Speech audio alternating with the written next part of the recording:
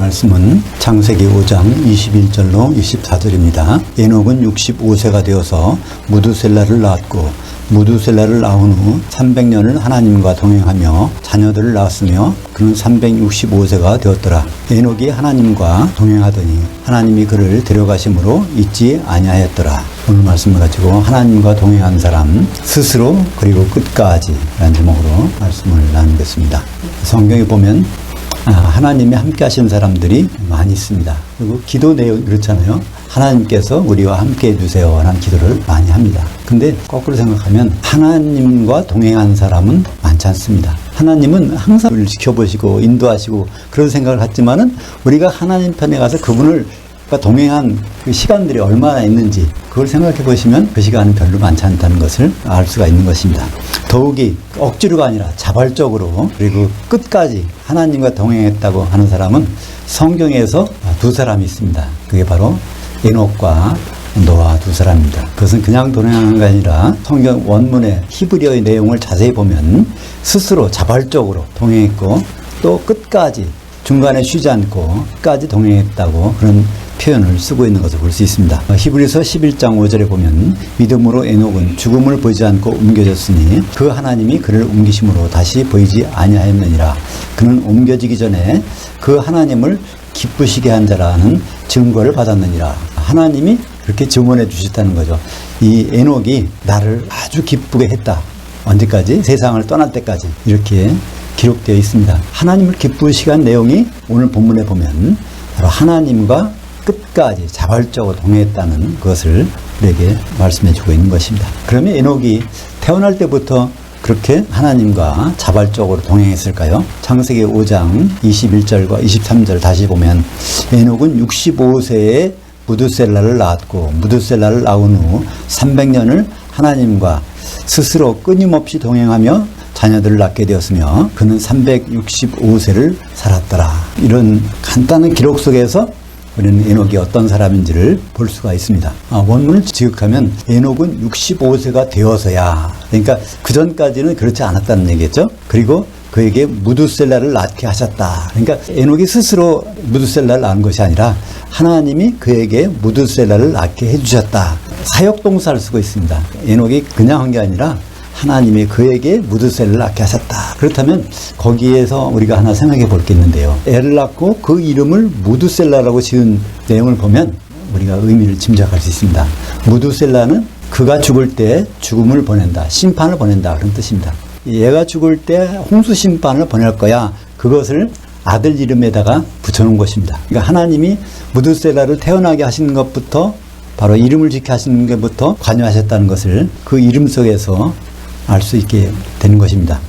세상을 심판하실 하나님이라는 것을 에녹은 65세가 되어서야 비로소 깨달았다는 것입니다. 그때까지 수많은 사람이 있었겠죠. 그렇지만 지구상에서 에녹이 처음으로 이 세상을 심판받을 거야. 그 생각을 갖게 된 것이죠. 우리 기독교인들이 세상 사람들과 다른 이유가 무엇일까요? 이 세상이 다가 아니다. 주님은 반드시 오신다. 그때 우리는 다 부활해서 주님과 천년을 지낼 것인데 그 전에 반드시 심판이 있다. 이런 생각은요, 우리가 언제부터 갖게 됐을까요? 예수를 믿게 되면서 성경을 알게 되면서 갖게 됐습니다. 에녹이 이런 변화된 삶의 인생관을 갖게 된 것이 바로 65세에 그랬다는 걸 알고 그것이 신앙 고백이 바로 무두셀라입니다. 그러니까 아들 이름을 부를 때 항상 그렇잖아요. 무두셀라 하면 하나님이 얘가 죽을 때 심판을 보낼 거야. 그것은 아들 부를 때뿐 아니라 다른 사람이 그 무두셀라를 부를 때도 항상 그것을 깨닫게 해주는 그런 이름인 것입니다. 실제로 홍수 심판은 무두셀라가 죽던 해에 일어났습니다. 무두셀라는 187세에 아들 라멕을 낳았고 아들 라멕은 182세에 노아를 낳았습니다. 그리고 노아가 600세 때 홍수가 났으니까 187, 182, 600을 다 더하면 969세. 그래서 무두셀라가 죽자 그 해에 홍수 심판이 있었던 것을 우리는 성경에서 보게 됩니다. 동행한다는 것은 항상 같이 걸어다닌다는 뜻일까요? 성경에서 동행이라는 뜻은 뜻이 같다는 뜻입니다. 아모스서 3장 3절에 여호와 하나님께서는 아모스를 통해서 이 말씀을 주셨습니다. 두 사람이 뜻이 같지 않은데 어찌 동행하겠으며. 그래서 에녹이 하나님과 동행했다는 것은 에녹이 하나님의 뜻과 일치가 되기 시작했다는 것입니다. 그 전까지는 이 세상이 그저 그런 줄 알고 죽으면 그만인 줄 알았는데 하나님 뜻은 그게 아니라는 겁니다. 이 세상은 심판이 있고 그 다음에 이어지는 것이 진짜라는 것을, 그런 생각을 소문으로 갖게 된 것이 65세 때, 그래서 그것을 고백한 것이 아들 이름을 무두셀라라고 지은 것이라고 볼 수 있습니다. 동행하다는 할라크는 그냥 걸어가는 겁니다. 근데 히브리어는요, 동사의 형태에 따라서 굉장히 의미가 다양해집니다. 영어에도 그렇잖아요. 능동태면은 주어가 동작을 행하는 거죠. 또 수동태 하면은 주어가 어떤 행위를 받는 겁니다. 그죠? 근데 영어에는 능동태, 수동태, 또 뭐 사역형도 있죠. 누구에게 뭘 시키게 하는 거. 근데 그런 정도가 있지만 히브리어에는요, 그게 7가지가 있습니다. 그러니까 성경을 히브리어로 기억하게 하신 그 뜻이 거기 들어있는 것입니다. 사실 히브리어의 단어는 많지 않습니다. 그 많지 않은 단어가 어떤 형으로 바뀌어지느냐에 따라서 그 의미가 상당히 달라지는데, 그 7가지 중에서 에녹에게 적용한 할라크는 바이트 할레크라고 해서 히트 파일입니다. 히브리어의 그 문법을 다 알 필요는 없지만 히트 파일이라는 것은 강조 제기입니다. 강조하는 거하고 제기 두 가지가 있어요. 그냥 하는 것이 아니라 굉장히 강하게, 또 남이 시켜서 하는 것이 아니라 자기 스스로, 그러니까 자기 스스로 끝까지 하나님과 동행했다는 의미가 동사의 형태에서 나타나 있는 것입니다. 에녹은 하나님이 이 세상을 심판하신다는 것을 안 다음부터 누가 시켜서 하는 것이 아니라 자발적으로 스스로, 또 가끔가다 하나님의 뜻을 생각하는 것이 아니라 끊임없이 하나님 뜻을 생각하면서, 심판을 생각하면서 이 세상을 살았다는 얘기가 되는 것입니다. 특별히 에녹에 대해서 말씀할 때는 거기다가 하나님과 동행하며 자녀들을 낳았다고 되어 있습니다. 깊은 산골에 들어가서 혼자 하나님과 동행한 그것이 아니라 자녀들을 낳으면서, 그러니까 자녀를 낳는다는 것은 이 세상의 삶은 다 유지한다는 얘기죠. 자녀가 있다는 얘기는 부인과 관계가 있고 자녀를 교육시키고 먹이고 할 그 모든 것을 했다는 얘기니까 다른 사람과 똑같은 삶을 살지만 생각은 하나님과 같은 생각을 가지고 살았다는 것을 보여주고 있는 것입니다. 그러니까 에녹이 그냥 하나님과 동행했다는 것은 이스라엘 백성들이 광야에 나와서 낮에는 구름 기둥, 밤에는 불 기둥으로 따라서 하나님이 인도하신 대로 여기 따라가는 그런 수준이 아닙니다. 하나님이 하라는 명령을 지키는 것이 아니라 에녹이 스스로 하나님 뜻을 알아서 그것을 끝까지 변치 않고 기억하고 있는, 그것이 바로 에녹이 하나님을 동행한 기록으로 성경에 남아있는 것입니다. 우리가 한번 이쯤에서 우리를 생각해 보실까요? 우리가 성경에 보면 하나님 뜻을 다 알아요. 그죠? 근데 하나님 뜻을 자발적으로, 하나님 뜻을 끊임없이 생각하면서 이 일상생활을 하고 있습니까? 그렇지 않을 때가 훨씬 많지 않은가요? 제 경우로 보면 그렇습니다. 에녹은 그렇기 때문에 하나님과 동행한 그 대표적인 사람으로 성경이 기록하고 있는 것입니다. 에녹은 그럼 어디 갔을까요? 성경 전체를 보면 우리는 알 수 있습니다. 아브라함이 있는 곳에 에녹도 지금 있을 것입니다. 요한계시록 보면 나중에 새 가운데서 나오는데 그 바다, 그 사망, 그 음부 가운데서 죽은 자들 다 나오는데 그 사망 가운데서 에녹은 쉬고 있을 것입니다. 에녹이 셋째 하늘에 올라가지 않았다는 사실은 누가 말씀하고 있죠? 예수님이 직접 말씀했어요. 그죠? 요한복음 3장 13절에 하늘에서, 셋째 하늘에서 내려온 자 나 외에는 셋째 하늘에 올라간 자 없느니라. 예수님 오셨을 때는 에녹이 옛날 사람입니다. 에녹이 나이 뺀 곳에 없었어? 그런 뜻이죠. 그러니까 에녹이 승천했다는 것은 잘못 알고 하는 얘기죠. 에녹은 아브라함과 같이 지금 쉬고 있을 것입니다. 히브리서 11장은 다 믿음으로 에녹이 그렇게 있다. 믿음으로 한 사람들을 나열하고 있는데요. 믿음이란 도대체 무엇일까요? 믿음을 헬라어로 피스티스라고 하는데, 피스티스는 페이도라는 동사, 설득하다라는 페이도라는 동사의 수동형입니다. 설득을 당했다는 것입니다. 에녹은요, 하나님께 철저히 설득당해서 그거를 끝까지 유지하고 지키고 간 사람입니다. 그러니까 믿음이 좋다는 것은요, 어떤 의미일까요? 하나님 말씀에 제대로 설득당한 사람입니다. 그죠? 그것을 자발적으로 끝까지 유지하고 있던 사람이 바로 에녹이라는 것이죠. 에녹 당시의 세상의 상황은 어떤 상황이 있었죠? 창세기 6장 앞부분에 보면은 죄악이 만연했습니다. 어떤 죄악일까요? 사람이 딸들과 하나님의 아들들이 혼인해갖고 영이 없어지는 사건, 네피림이 발생한 사건이 그때부터 쭉 시작해가지고 왔으니까, 그때의 악은 하나님의 생각과는 전혀 없이, 그죠? 관계없이 하나님은 예수 그리스도를 보내줄 생각으로 이 세상을 창조하셨는데 결국은 예수 그리스도에 오시는 길을 막아놓는, 영이 없어지는 사람들을 생산해서 막고 있는 일이 일어났던 것입니다. 그런 와중에 에녹에게 하나님 뜻을 아는 것을 허락하셔서 하나님과 에녹은 동행하게 된 것입니다. 에녹은 심지어 예수님의 재림과 심판까지도 예언한 선지자입니다. 하나님과 동행하다 보면 어떻게 알아요? 하나님 뜻을 다 아는 거잖아요. 그러면 예수님 오실 것과 예수님이 다시 오실 것과 예수님이 다시 오실 때는 무슨 일이 있을 것까지도 에녹은 다 예언했다는 것입니다. 유다서 1장 14절부터 15절까지 같이 볼까요? 옛 아담의 7대손 에녹이 이 사람들에 대하여도 예언하여 이르되 보라 주께서 그 수만의 거룩한 여자들과 함께 임하셨나니 이는 뭇사람을 심판하사 모든 경건하지 않은 자들이 경건하지 않게 행한 모든 경건하지 않은 일과 또 경건하지 않은 죄인들이 주를 거슬러 한 모든 완악한 말로 말미암아 그들을 정죄하려 하심이라 했느니라. 좀 대단하잖아요. 예수님 오셨을 때 심판하신다는, 예수님이 누구와 만난다는, 누구들과 같이 오셔서 심판하신다는 것까지 다 기록하고 있습니다. 유다서는 주로 교회 생활하는데 거기에서 불순종하는 사람들, 악행하는 사람들, 그 사람들에 대해서 경고한 내용이 유다서인데요. 이 사람들이 바로 그런 사람들입니다. 교회 안에 들어와서 악을 행하는 자들, 선을 행하는 것이 아니라 악을 행한다는 것은, 교회 안에서 선을 행한다는 것은 무엇이죠? 혼 준비를 한 것입니다. 교회 안에서 악을 행한다는 것은 혼인과 관계없는 일을 신경 쓰는 겁니다. 그 사람들에 대해서 예언해서 주께서 예수님이 이제 오신다는 거죠. 그 누가 같이 온다고 되어 있어요? 거룩한 여자들. 거룩한 여자들이 누굴까요? 우리는 요한계시록에서 1장 13절에 보면 그 내용을 알 수 있습니다. 사도 요한이 영으로 공중에 가서 거기서 어떤 모습을, 7 교회 가운데서 주님이 심판하시는 모습을 거기서 보잖아요. 교회가 사실은 여성입니다. 그래서 거기에는 거룩한 여자들이라고 에녹은 예언을 했던 것이죠. 그 사람들이 심판받는 이유가 뭘까요? 경건하지 않은 일을 해서. 경건하지 않다는 것은 거기도 나와 있지만 경건하지 않은 죄인들이라는 뜻입니다. 하나님에 대한 죄는 뭘까요? 하나님 목적에 위반되는 일을 하는 겁니다. 하나님의 관용에서 벗어나는 거예요. 하나님에 대한 다른 길 가는 것을 의라고 합니다. 그죠? 하나님이 정해놓은 길을 가지 않고 거기서 이탈하는 것을 성경에서는 우리말 번역에다가 경건하지 않다 얘기하고 있는 것입니다.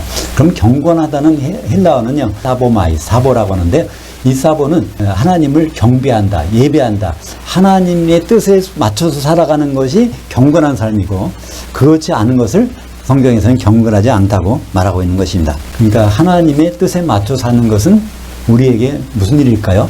성령의 기름을 준비했다가 혼인만찬에 들어가는 그 일이, 바로 언약의 혼인에 들어가는 일이 경건한 삶인 것입니다. 그래서 경건하지 않은 사람들을 거기서 단죄하는 그 일을 하시려고 오신다고 기록되어 있는 것입니다. 반복하면 경건하지 않은 것은 죄가 있다는 것입니다. 죄는 하나님 뜻에서 벗어나는 것입니다.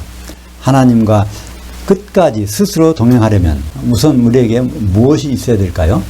하나님과 끝까지 동행하고 싶은데, 그럼 하나님의 뜻을 제대로 알아야 됩니다. 성경 66권을 요약하고 압축해 놓으면은 에베소서 5장 31절 32절입니다. 그죠? 남자가 부모를 떠나서 그의 아내 앞에서 한 몸을 이루도록 하는 것을 반드시 하겠다는 하나님의 선언이, 그 내용을 보면 이것은 큰 비밀인데, 그리스도와 교회가 혼인하게 되는 것.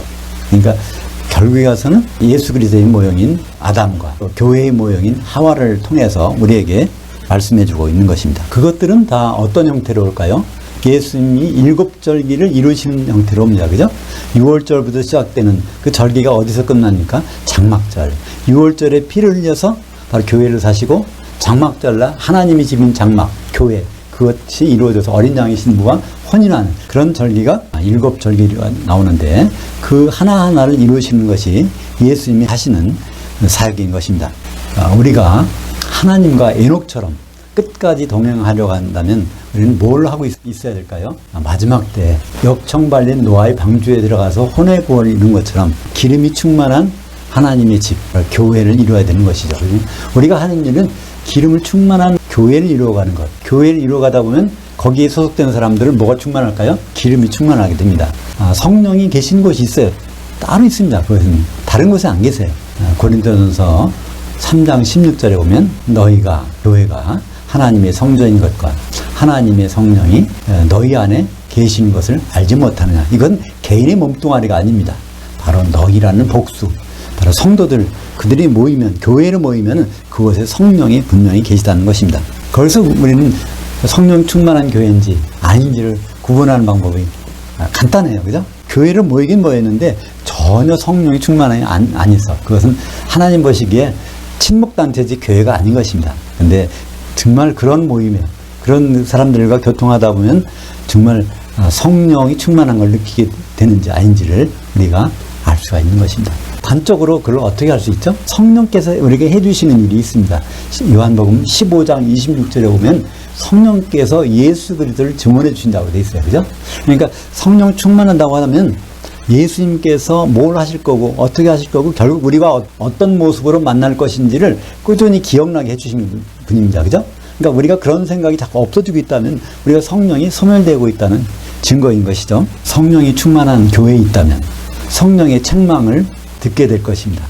성령의 책망이 무엇일까요? 예수님이 약속하신 대로 요한복음 16장 9절부터 11절에서 죄에 대하여 함은 그들이 나를 향하여 믿지 아니함이요 의에 대하여 함은 내가 아버지께로 가니 너희가 다시 나를 보지 못함이요 심판에 대하여 함은 이 세상 임금이 이미 심판을 받았습니다. 이 세 가지가 깨우쳐진다는 것입니다. 죄를 내가 도덕적으로 죄를 지은 걸 죄로 알았는데, 내가 하나님께 기도 안 한 걸 죄로 알았는데, 내가 하나님께 헌금하는 걸 죄로 알았는데, 그게 아니라는 겁니다. 성령께서 깨우쳐 주시는 죄는 뭐예요? 예수님을 향하여 믿지 않는 것. 예수님은 어떤 순간만 믿는 것이 아니라 예수님을 끝까지, 신랑은 오실 것까지를 믿어야 되는데, 그거를 믿지 않게 되는 것이 죄라는 거예요. 또 의는 뭐라고 그래요? 예수님께서 셋째 하늘로 올라가는 것이 그게 의라는 것입니다. 왜 그렇죠? 예수님이 거기 가셔야 뭐가 와요? 성령이 내려오고 그 오순절에 성령이 교회가 단생되고 그래서 혼인준비를 하는 그것이 바로 의에 대해서 깨닫게 된다는 것입니다. 의라는 것은 바른 길이라는 뜻입니다. 바른 길 가는 것이 의고요. 죄라는 것은 거기서 삐뚤어지는 것이 죄입니다. 그러니까 예수님이 지금 여기 안 계셔. 그것이 바로 우리가 성령께서 우리에게 깨우쳐 주시는 그 일인 것입니다. 근데 우리는 습관적으로 그러잖아요. 내가 주님과 항상 동행한다. 주님, 예수님과 동행한다. 이제 그것은 성령님을 생각하면서 하니까 그럴지 모르지만 예수님과 동행한다고 생각하면 그게 나중에는 어떤 신앙으로 갑니까? 예수님 재림을 부정하는 신앙으로 가요. 예수님과 이미 동행하는데 왜 예수님이 재림을 기다릴까요? 실제로 그것이 나타나는 교회가 있잖아요. 큰 음녀교회, 큰 성 바벨론이 그럽니다. 요한계시록 18장 7절에 나는 여왕으로 앉은 자요 과부가 아니라 난 남편과 같이 살고 있다는 얘기입니다. 어떤 교회가 말세 교회가 대부분이 예수님을 남편으로 생각하지 않는다는 겁니다. 그리고 마지막으로 심판에 대하여라면 세상 임금이 심판을 받았습니다. 우리는 마귀가 나쁜 짓 하니까 언젠가는 하나님 마귀를 심판하시겠지. 마귀 심판에 나를 기다립니다. 근데 그날을 기다리지 말라는 거예요. 왜냐하면 마귀는 이미 심판받았다는 겁니다. 마귀 심판 집행만 남은 거예요. 무적에게 들려보내는 것과 또 불못에 들어가는 마귀는 그 일만 남은 것이지. 그러면 앞으로 심판이 있다고 하는데 심판은 누구에 대한 심판이냐면은 세상 사람들을 심판하는 것도 아니고 바로 기독교인입니다. 노아 홍수 심판이요 세상 사람들을 심판한 거였지만은 앞으로 그리스도의 심판은요 세상 사람들이 아니라 공중에서 심판하니까 공중에 올라가 있는 사람들은 다 기독교인들입니다. 기독교인을 심판하는 것. 그러니까 기독교인이 심판받는다는 것을 날마다 깨닫고 있다면 성령 충만한 사람이고요. 그렇지 않다면 성령을 못 받았거나 성령이 소멸된 사람인 것입니다. 앞으로의 심판은 예수님이 여러 번 말씀하셨지만 열처녀의 심판과 또 양과 염소의 심판처럼 기독인을 심판입니다. 세상 사람들은 지금 당장은 심판을 걱정 안 해도 돼요. 그들은 백보자 심판이니까 천년왕국 지나서 심판받는 거니까 심판 걱정 안 해도 됩니다. 근데 기독교인은요, 주님이 오시는 즉시 심판받는 거니까 언제 오실지, 언제 심판받을지 그런 상황에 있는 것이 우리들의 입장인 것입니다. 사실 예수님 말씀을 거역하는 것은 대해서는 심판이 없습니다. 내가 너희를 심판하러 온 것이 아니라고 예수님이 말씀하셨잖아요.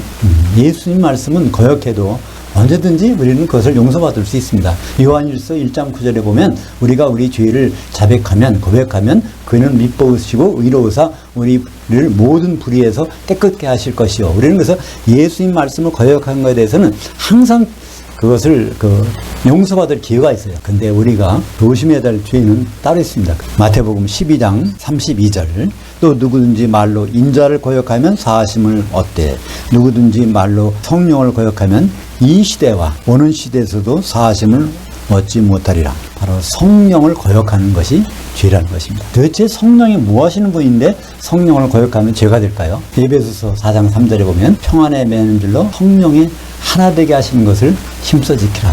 성령은 하나 되게 하시는 분입니다.